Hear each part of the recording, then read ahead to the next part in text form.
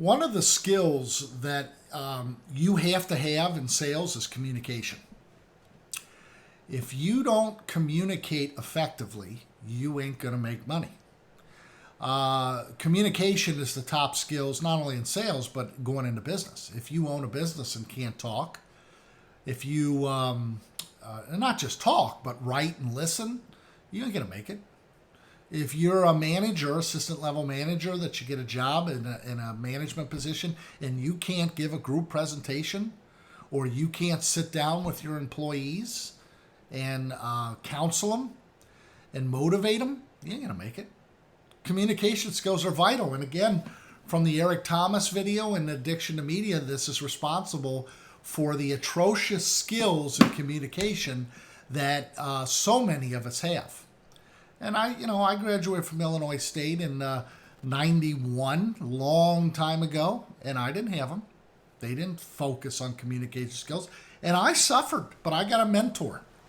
And my mentor not only taught me a lot, but had the patience to send me to seminars to learn effective writing, listening, verbal, and nonverbal communication skills. So there's really five. And I just want you to take mental note, and I want you to read whatever comes up in the book on communication.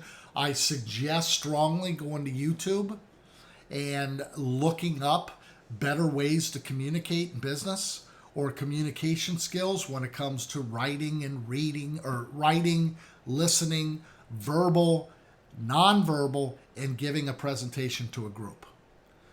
Writing is critical.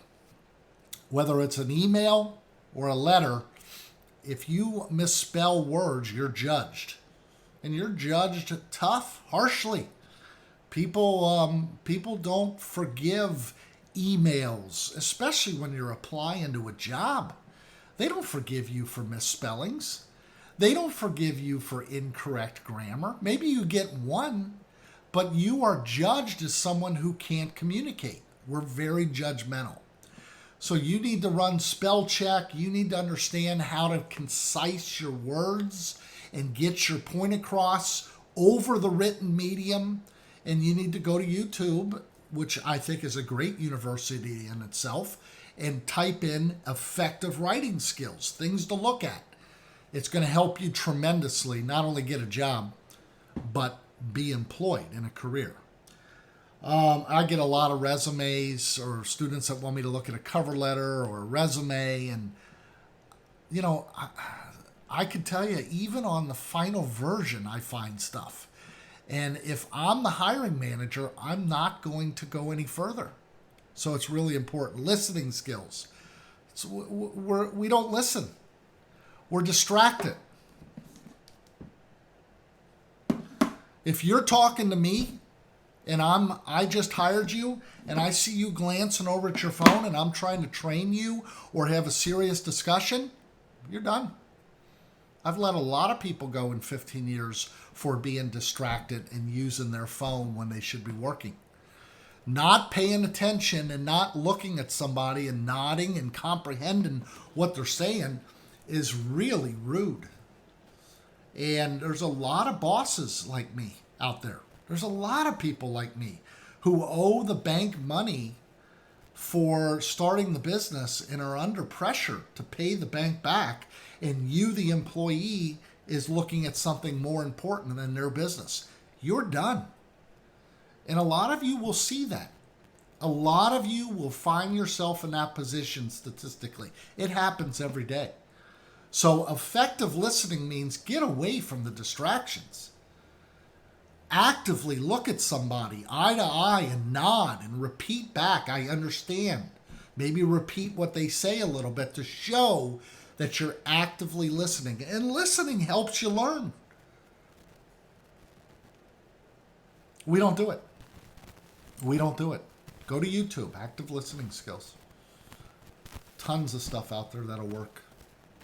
Take a course, go to a seminar, focus on what the speaker is saying, on what the other person is saying.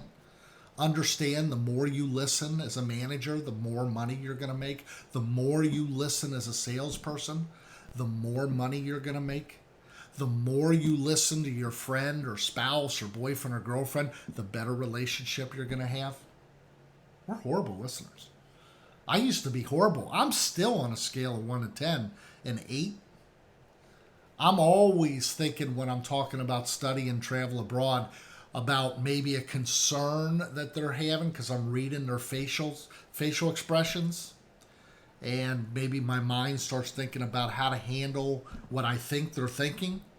And I miss what they're talking about. It's hard to be a 10 out of 10. But you need to start effectively learning how to listen. Verbal. One-on-one. How do we communicate with people? How do we sit down with somebody and get our point across? Well, you got to do it concisely, smoothly, confidently, and be able to get your point across. Debate them. Win a conversation. Be persuasive. Motivate somebody to listen to you, to do what you're asking. In business especially. Having a one-on-one conversation in the office, face-to-face, is the way we resolve issues. It's the way we motivate our employees. We can't do it from behind this. And that's what we're used to. We're used to resolving conflict, or trying to, by text or email. Oh, and we're tough. We're tough behind email. We're really tough. Get that same person face-to-face or even on the phone, we're nothing like who we are behind email. So if you don't know how to solve conflict and get your point across face-to-face, life's going to be tough. I mean, you can't exist in the business world. Not in the type of jobs that you want. So we got to be able to practice our point, getting our point across, and being persuasive and selling our point of view. Practice debating with somebody. Practice talking about a subject. Politics, maybe. Get into politics. Democrat, Republican, Biden, Trump. Go back and forth. Really try to win the battle with how you speak and how you can try to convince somebody that you're right. I mean, practice is the way to do it. And this comes from experience. It takes years to be able to sit down with somebody and convince them that what you're saying is good for them and good for the company. Verbal communication skills, face-to-face, are all about a long-term experience. You don't learn it from a book. You won't learn it from this class. You won't learn it from this video. You won't learn it from YouTube. Although starting with YouTube and different classes that they offer is a start. It takes a long time. You got to have patience. Nonverbal. 93% of what we say comes through our body language. 7% comes through our mouth. Facial expressions. Nods. Eyes, which way they look. Micro expressions of the lip, the nodding this way or this way. The way we walk, the way we face people. Our handshake, limp or firm. When we shake someone's hand and we pull back right away. Everything tells us everything about somebody through their body language. Nonverbal communication. You can tell who's a liar and who's not. They don't just have to look down to the left. They can sit back and fold their arms when they're answering the question. They can start scratching their neck or touching their face. They're lying. You can ask them a question and they can then put something in between us, like a paper or a paper clip or a piece of paper or our coffee, as they're answering the question, as a barrier because we're lying. Nonverbal communication, I'll have some videos, if I don't already, of nonverbal on Blackboard. But go to YouTube. Okay?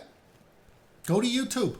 Type in nonverbal communication. You're going to see stuff you cannot believe, and it changes your life when you know how to read body language. And you can tell who's not being honest with you. You're a manager, you see it with your employees. When you're an owner, you see it with your employees. When you're a sales rep, you see it with the customer. When you're a teacher, you see it with the students. We lie a lot. And wouldn't you want to know what people are really thinking or really trying to tell you? It's a skill. And then the last one is, can you get up in front of a group and give a presentation that keeps us interested? Are you comfortable? The fear of public speaking is the number one fear in the world. It's our number one fear. We're more afraid of group presenting than we are of dying. More afraid of group presenting than we are of snakes and spiders. This is something that is terrifying for so many. And I stressed about it in college, the end of the semester presentation, a group presentation. You got to get over that. There's a video called How Does Steve Jobs Present? How does Steve Jobs successfully present the Apple products to his company? Google Steve Jobs or YouTube Steve Jobs presentation skills. There you go. Again, YouTube's a great university if for those that use it as a learning tool. I use them all the time. And once you get comfortable presenting in front of a group, whether it's 5 or 500, anything above 500 can be a little daunting. I mean, I would get nervous. But whether it's 5 or 500, you still have the same message. You're still looking at one person at a time in the audience and forgetting about everybody else. If you know your content and you've rehearsed and practiced and you're knowledgeable, you should have all the confidence in the world. Again, this takes time. This takes practice. But again, I didn't have YouTube to walk me through this back then. I had to learn it face to face. I still recommend that, but YouTube's a good start. Writing, listening, verbal, nonverbal, group presentation. You can do those, or you can get a start now. You are going to be well ahead of most people who jump into sales because they don't know how to communicate. And it becomes real tough. Any questions on that, feel free to give me a call or an email. Don't text me. Also, we have a test coming up. You saw it on email on 9/11, Friday, and it'll be available till end of day Sunday. That's the 13th. It'll cover chapters 1 through 3. They're true, false, multiple choice directly from the chapters, but they're timed. And it's one question at a time. So if you haven't read the chapters, if you haven't highlighted the chapters, even though it's online, I've seen that it's tough to get an A or a B. You'll get a C or a D. But it's tough to get an A or a B because it's timed and we panic. And I like to think that I know most, but I don't know it all. So I at least know where in the book I can reference the answer while that clock's ticking. That's what I recommend. So I hope that you have a really good week, and we will talk to everybody soon. Take care.